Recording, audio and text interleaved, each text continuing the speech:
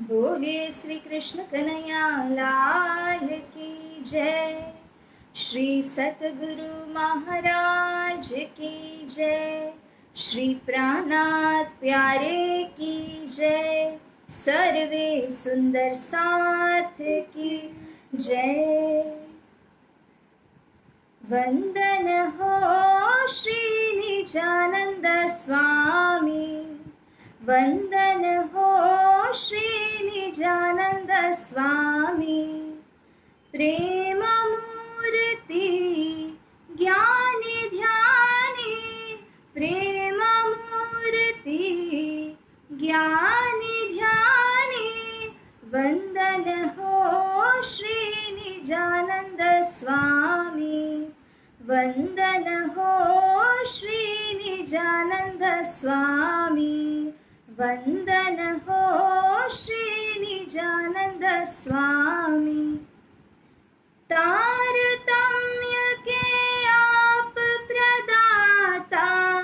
ब्रह्म सृष्टि के मुक्तिदाता। ब्रह्म सृष्टि के मुक्तिदाता। वंदन हो श्री निजानंद स्वामी। वंदन हो श्री निजानंद स्वामी। प्रेम मूर्ति ज्ञानी ध्यानी। प्रेम मूर्ति ज्ञानी ध्यानी। वंदन हो श्री निजानंद स्वामी। वंदन हो श्री निजानंद स्वामी। प्रेम लक्षणा भक्ति प्रकाशक। पूर्ण ब्रह्म के आप उपासक। पूर्ण ब्रह्म के आप उपासक। वंदन हो श्री निजानंद स्वामी। वंदन हो श्री निजानंद स्वामी। प्रेम मूर्ति ज्ञानी ध्यानी। प्रेम मूर्ति ज्ञानी ध्यानी। वंदन हो श्री निजानंद स्वामी। वंदन हो श्री निजानंद स्वामी। ब्रह्म धाम का मार्ग दिखाया। कृष्ण प्रणामी धर्म चलाया। कृष्ण प्रणामी धर्म चलाया। वंदन हो श्री निजानंद स्वामी। वंदन हो श्री निजानंद स्वामी। प्रेम मूर्ति ज्ञानी ध्यानी। प्रेम मूर्ति ज्ञानी ध्यानी। वंदन हो श्री निजानंद स्वामी। वंदन हो श्री निजानंद स्वामी। प्राणनाथ के आप हो प्यारे। नाम आपका भव जल तारे। नाम आपका भव जल तारे। वंदन हो श्री निजानंद स्वामी। वंदन हो श्री निजानंद स्वामी। प्रेम मूर्ति ज्ञानी ध्यानी। प्रेम मूर्ति ज्ञानी ध्यानी। वंदन हो श्री निजानंद स्वामी। वंदन हो श्री निजानंद स्वामी।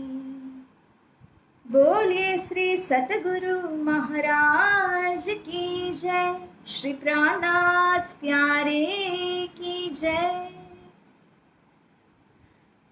श्री राज श्यामा जी के अति लाडले अति प्यारे सुंदर साथ जी, जो सतगुरु स्वरूप और महामती श्री प्राणनाथ जी के इस रक्षा कवच के तले, इस तारतम ज्ञान के तले, इस सिद्धांत निजानंद संप्रदाय श्री कृष्ण प्रणामी धर्म, इसके अनुयायी होकर के महामती श्री प्राणनाथ जी प्रणीत वाणी को जो श्रवण कर रहे हैं, ऐसे धामस्थ श्रद्धा सुमन सुंदर साथ जी को रचिता सखी का कोटि कोटि प्रेम प्रणाम।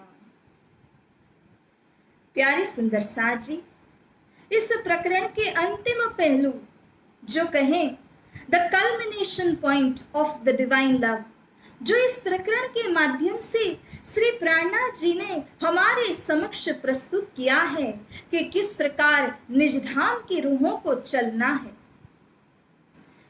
रहेंगे संसार के बीच में, परंतु चलन व्यवहार अन्य जीव सृष्टि की भांति न हो करके, अज्ञानी जनों की भांति न हो करके हमारा एक विलक्षण व्यवहार है जो धर्म नीति के अनुसार चलता है।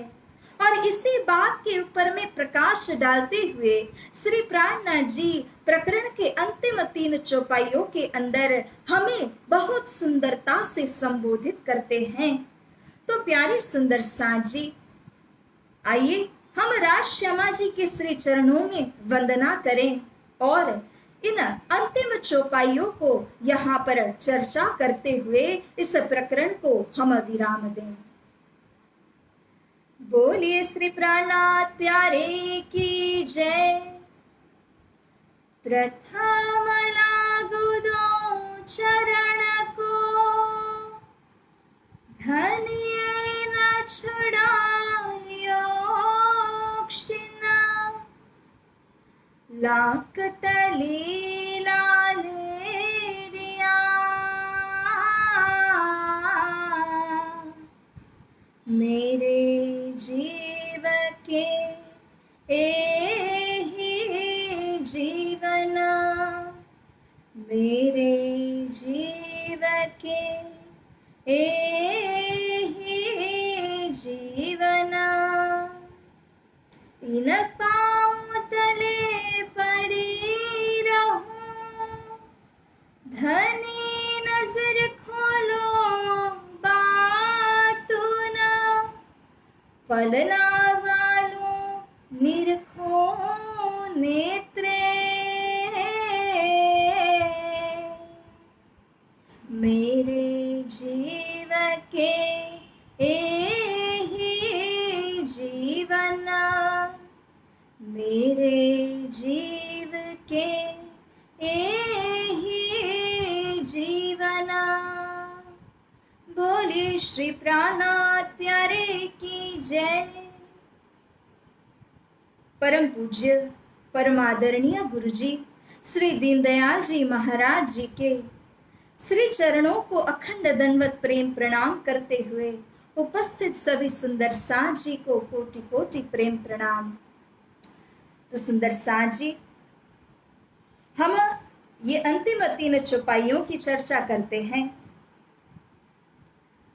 तुम दुल्हा मैं दुल्हन, और न जानो बात, इशक सो सेवा करो, सब अंगों साख्यात, सब अंगों साख्यात। अब तो उम्मत मिली खासी।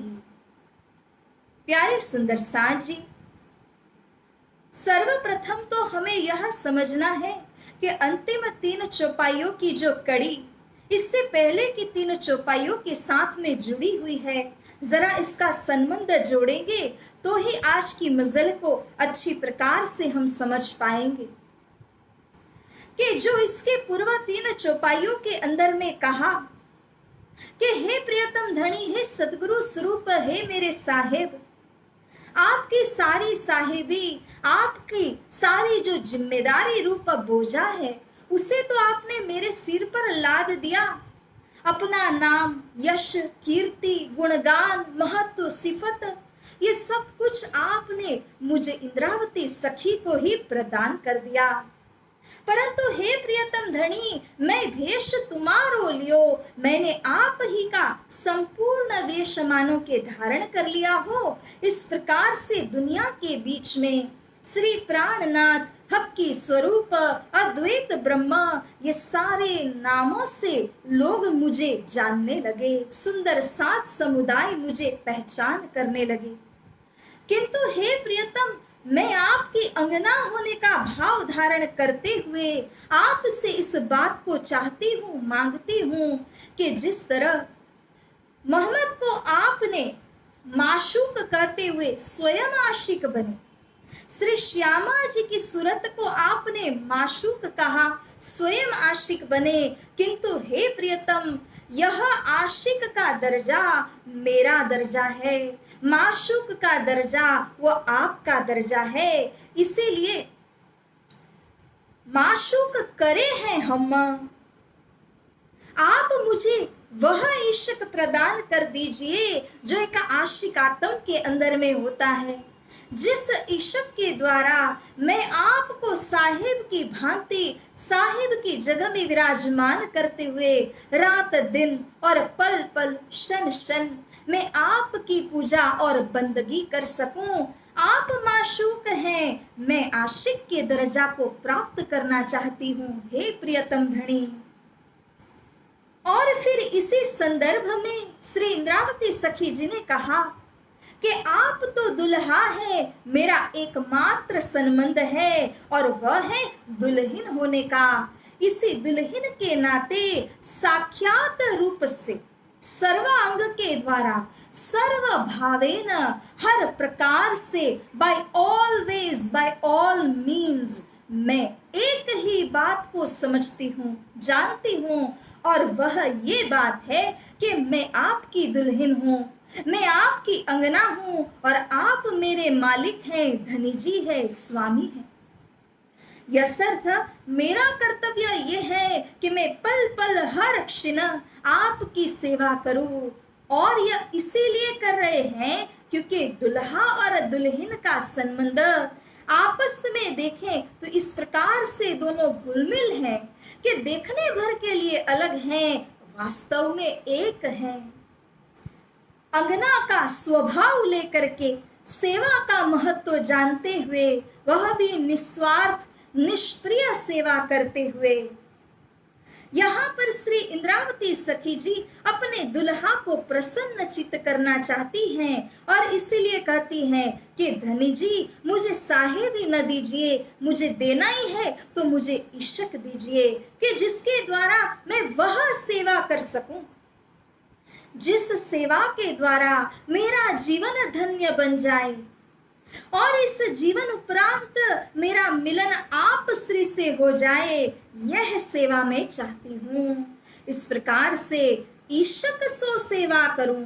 सेवा के अंदर भी प्रकार होते हैं, मगर इंद्रावती सखी जी जिस सेवा की बात कर रही है वह सेवा ईशक यानी प्रेम के साथ में अपना दायित्व समझते हुए, समर्पण होने के भाव से जो सेवा की जाती है, उस सेवा को ईशक प्रेम से की हुई सेवा कहा है। यसर्थ दिस इज अनकंडीशनल लव, इसमें कोई कंडीशंस अप्लाई नहीं हो सकता। मैं सेवा करूं तो धनी प्रसन्न हो, मुझे फलाना वस्तु दें, ये भाव नहीं धारण किया। समर्पण के नाते सेवा करते हुए इस शरीर को मुझे उड़ाना है, क्योंकि प्यारे सुंदर साथ जी, धनी जी से मिलन करने के लिए यही शरीर एक माध्यम है। इसी शरीर के द्वारा किए हुए कर्म कहें अथवा सेवा कहें अथवा बंदगी उपासना कहें, वो सब कुछ करने के द्वारा ही श्री धनी जी के चरण कमल को प्राप्त करेंगे। यूं ही अगर किसी ने अपने तन को विसर्जित कर दिया, नकाम सिद्ध कर दिया, तो वह भला कैसे धनी को प्राप्त करेंगे। इसीलिए इस शरीर को सेवा कार्य के अंदर में लगा करके पूर्ण करते हुए हमें धनी से मिलना है। जब तक मिलाप न हो, जब तक इस शरीर के अंदर में रहें, तब तक हमें ये चाहिए कि धाम धनी की सेवा तन मन धन के द्वारा और किसी भी प्रकार के द्वारा कहो तो होनी चाहिए। यह शर्त बहुत बड़ा यहाँ पर मार्मिक संदेश देते हुए इंद्रावती सखी जी सेवा के अंदर का जो भाव है उस भाव को धारण करने की नीति भी समझाती हैं और क्यों सेवा को धारण करना है, क्यों सेवा को अपने जीवन का एक प्रिंसिपल बनाना है, इस बात के ऊपर भी यहाँ एम्फोसिस देती हैं, जोर डालती हैं। This body is the appointed means to merge with the divine. इसी शरीर के द्वारा धनी जी से मिलेंगे, इसके बिना कोई साधन नहीं है। तो इस शरीर रूपी साधन को, इस जीवन को किस तरह से खर्च करना है, इसका हमें पूरा पूरा ब्यौरा यहाँ पर देती है इंद्रावती सखी। अब तो उम्मत मिली खासी, हे मेरे धनी जी, आपने इस जीवन के अंदर में जो जो कार्य मुझे करने के लिए लगाए, तीनों सृष्टि को जागृत करने की जो जिम्मेदारी है वह आपने मेरे सिर पर दी। जड़ चेतन को मोक्ष प्रदान करने की जिम्मेदारी वह भी मेरे सिर पर दी। इसी कार्य कारण से जो खासी उम्मत है अर्थात ब्रह्म सृष्टि की जमात, इन्हें खासी उम्मत कहा गया। The most special, the super beings, ये जो ब्रह्म आत्माएं हैं ये भी अब मुझको मिलने लगी। और उम्मत दूसरी, इसी प्रकार से दूसरी उम्मत in the ranking who are the second, जो ईश्वरी सृष्टि हैं, जिनको मुमुक्षु भी कहा गया है। ये खासी उम्मत और दूसरी उम्मत, ये दोनों ही श्री परमधाम और बेहद भूमिका से अवतरित हुए हैं, इसीलिए इनके साथ में विशेष व्यवहार करना अत्य आवश्यक है। ब्रह्म सृष्टि के तो हर एक संशय को निवारण करना ही होगा, इसके बिना ये ब्रह्म आत्माएं जागृत नहीं हो पाएंगी, उनके प्रत्येक संशय को निवारण करेंगे धामधनी। इस प्रकार से उनकी जागनी होगी। जो ईश्वरी सृष्टि है उन्हें अपना मूल अक्षरधाम याद दिला करके, अपने संबंध को याद दिलाते हुए उनको भी जगाया जाएगा। ये दोनों जमात मुझे मिली ही मिली और तीसरी भी कायम हुई। हे धामधनी, जो तीसरी उम्मत की जिम्मेदारी मेरे ऊपर है वह जीव सृष्टि की उम्मत जमात को कहा और वह जमात भी अब कायम हो गई। जो तारतम के तले आए हैं इस वक्त, सतगुरु और श्री प्रेरणा जी इन दोनों के समय के दौरान जो जो लोग तारतम ज्ञान के तले आए, those who came under the fold of तारतम, उन्हें ज्ञान दे करके बेहद का दरवाजा तो खोल दिया उनके लिए। अब जो बचे हैं उनके लिए यह वाणी धनी जी ने प्रकाशित की हुई है कि वाणी के प्रत्येक वचन को जानिए, वाणी के अंदर के निहित ज्ञान और भेदों को समझिए। इन्हीं भेदों को समझकर, इन्हीं प्रिंसिपल्स के माध्यम से सभी का कल्याण होगा, चाहे वह किसी भी सृष्टि के अंदर में क्यों न हो। तीनों के लिए यही वाणी, यही तारतम ज्ञान कुंजी रूप है, जिसके द्वारा बेहद में हम प्रवेश होंगे। ईश्वरी सृष्टि अक्षरधाम और जो ब्रह्म सृष्टि है वे तो अपने लक्ष्य श्री परम धाम को प्राप्त करेंगे। अर्थात अगेन एंड अगेन आई से दिस इज द मास्टर की, यही है सनाखत कुंजी। इसी के द्वारा सारे ताले और सारे दरवाजे खुल जाते हैं। इंद्रावती सखी जी इस चौपाई में कहती हैं, अब काहे को ढील करी हे धाम के धनी, तीनों सृष्टि अपने अपने बारी में आने लगे, आकर के मुझे मिल रहे हैं और उनके लिए जो वाणी के अंदर जो सारे प्रिंसिपल्स को बताना, ब्रह्म लीला को जाहिर करना, ये सारी बात तो मैंने कर दी है। हे मेरे धाम के धनी, ज्ञान परोसने का जो कार्य है, हकीकत के बाद मार्फत को खोलने का जो कार्य है वह आपने मेरे द्वारा करा दिया है, तो फिर अब ढील क्यों कर रहे हो हे मेरे प्रियतम।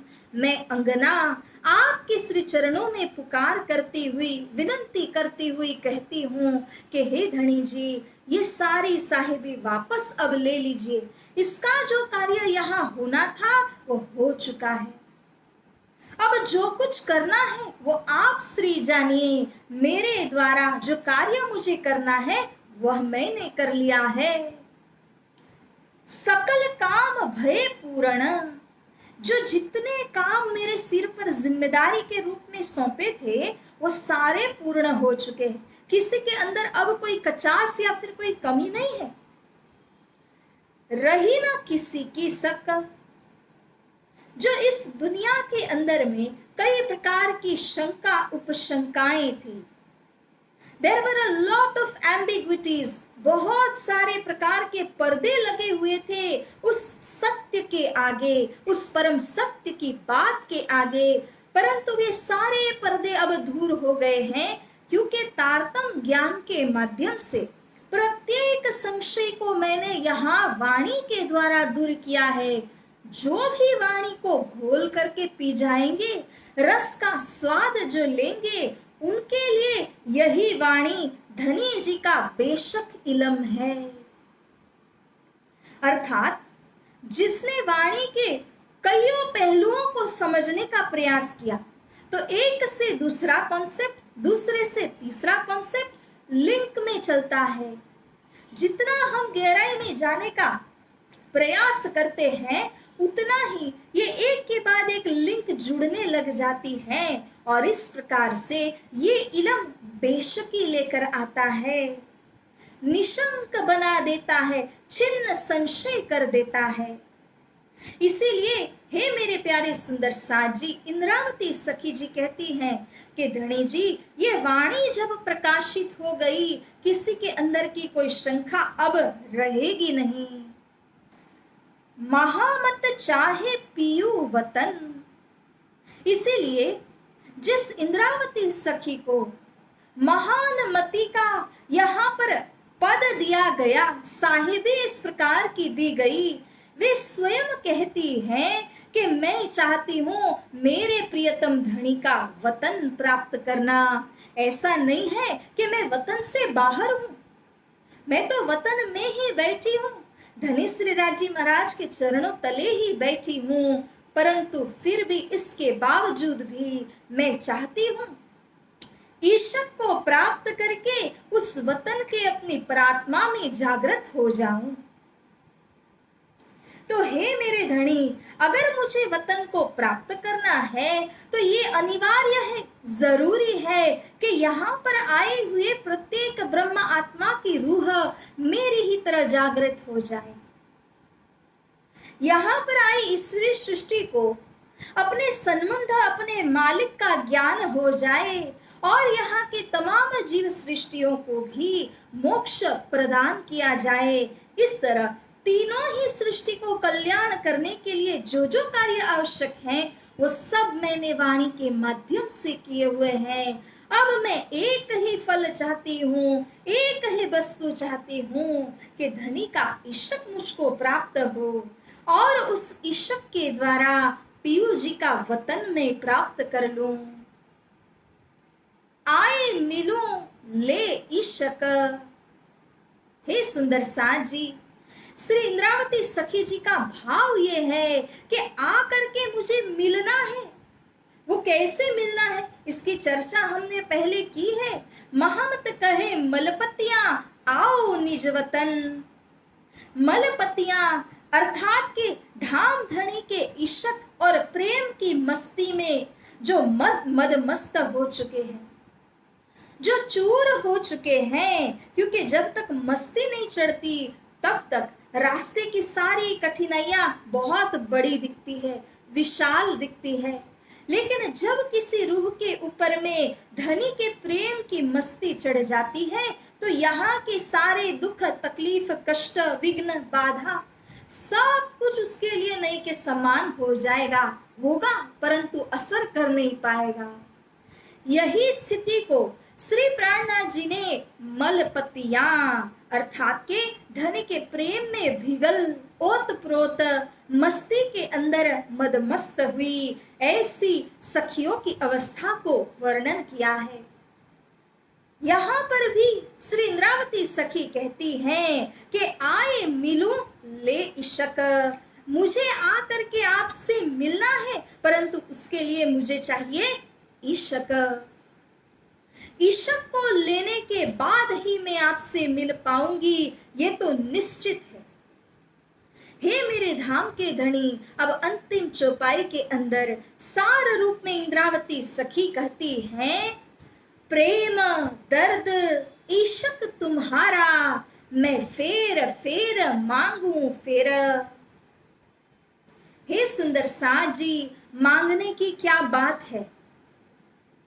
धनी जी के साथ हमें क्या मांगना है, उनके श्री चरणों में हमें किस बात की विनंती करनी है, ये यहाँ से स्पष्ट हो जाता है कि प्यारे सुंदर साज जी, वितक का एक छोटा सा प्रसंग याद आ जाता है कि रामनगर की मजल में जब श्री प्राणनाथ जी प्रवेश हुए थे, वहां पर किशोरी सिंह इत्यादि जो सेठ साहूकारों के घर पे श्री जी की पधरामनी हुई थी संपूर्ण जमात के सहित।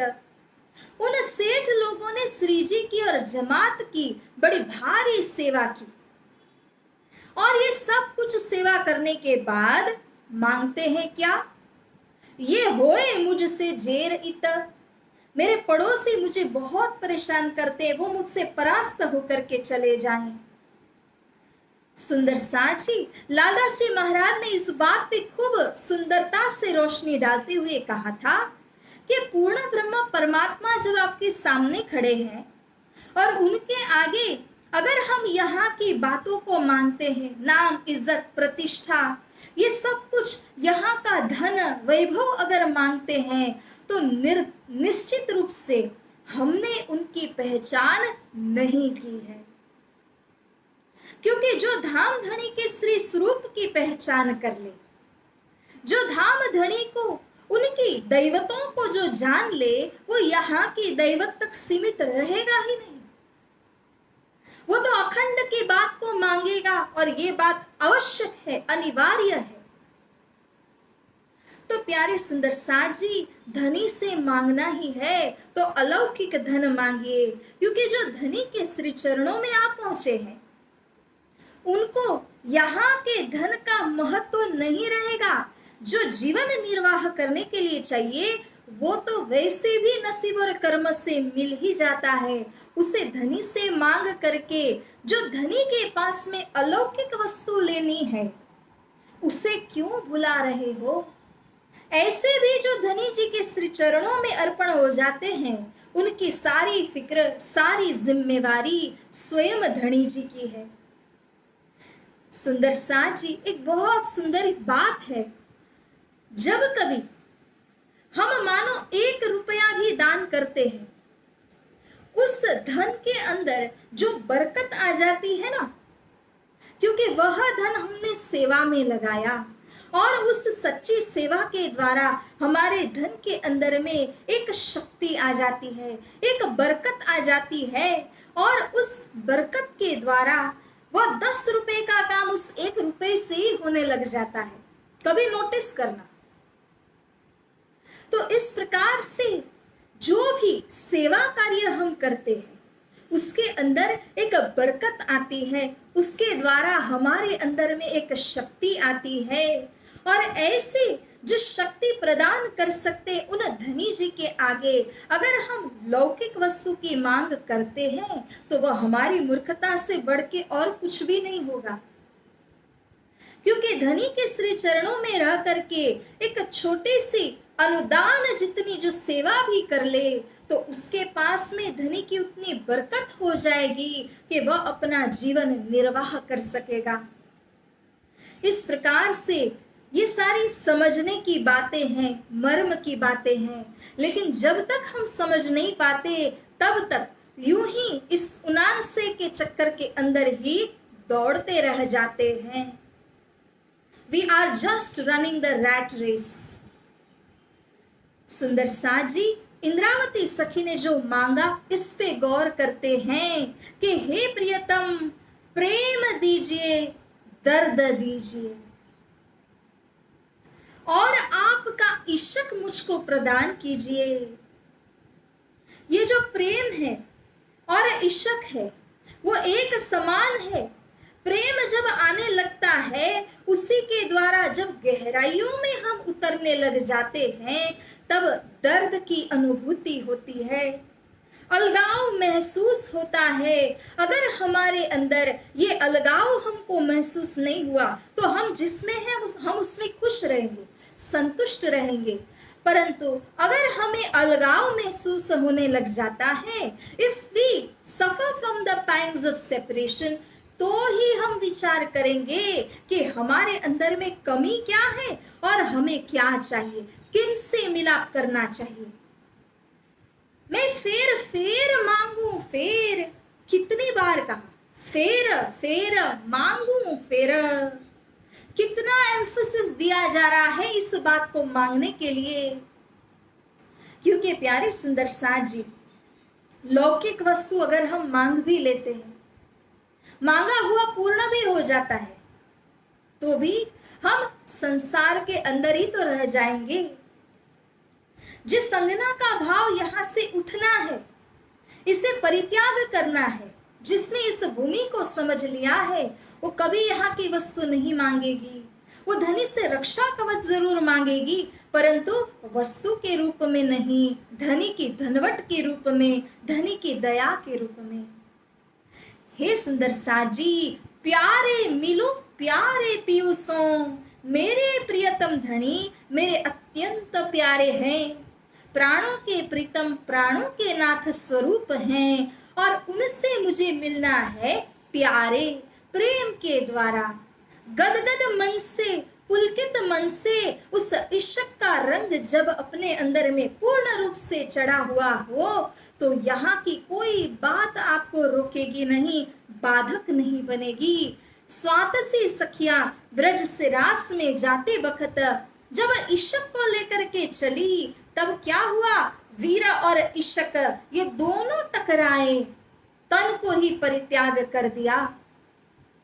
ऐसे इश्क को चाहती है इंद्रावती सखी, प्यारी महामत कहे बेर बेर, बारंबार बेर बेर में अर्जी लगाती हूँ, हे धनी जी मुझको यही दीजिए, प्रेम दर्द इश्क तुम्हारा, क्योंकि इसी से मेरा कार्य सार्थक होगा।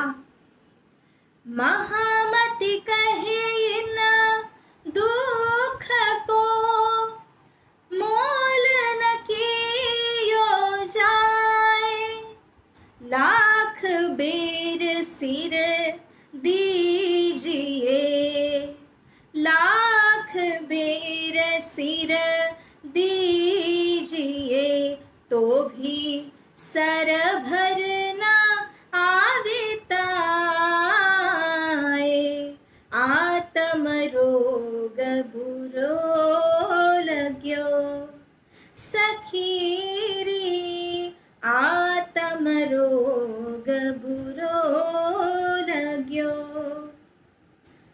इस आत्म को जो रोग लगा, जिसके कारण जन्म मरण में पड़ी, उसका एक ही नितांत कहें तो सल्यूशन आता है। The only one major is that, यहाँ पर जिसने दुख को समझा, दुख की कीमत करने लगे, तो लाखों सिर भी अर्पण करने के बाद हम उस दुख का महत्व इक्वल कर नहीं पाएंगे, समझते हुए भी चुका नहीं पाएंगे, क्योंकि वही दुख धनी से निकट ले जाता है।